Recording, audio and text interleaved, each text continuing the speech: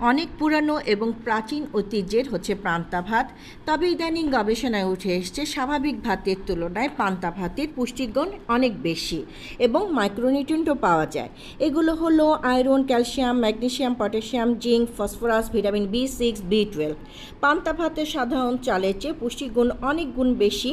100 milligram সাধারণ চালে iron থাকে যে পরিমাণ, পান্তা ভাতে তার থেকে অনেক গুণ বেড়ে যায় এবং একই পরিমাণ ক্যালসিয়ামের পরিমাণও বেড়ে যায়। এছাড়া পটাশিয়াম, ম্যাগনেসিয়াম এবং জিঙ্কেও বেশি পরিমাণ পাওয়া যায়। যেসব উপকারগুলো আমরা পান্তা ভাত থেকে পেয়ে থাকি, এটি গার্ড হেলথের জন্য খুবই ভালো, হজম ক্রিয়া ভালো কাজ করে।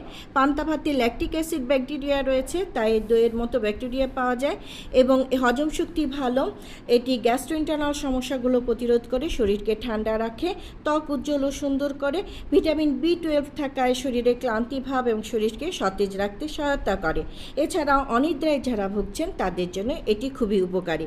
যে কোনো জিনিস বেশি খাবার বা আপনি যদি শারীরিকভাবে অসুস্থ বোধ করে থাকেন, সেক্ষেত্রে আপনার জন্য ভালো হবে না। একজন সুস্থ স্বাভাবিক মানুষ আপনি যদি হয়ে থাকেন, তবে পান্তা ভাত নিতে পারেন, এটি উপকারী। ধন্যবাদ, ভালো থাকবেন।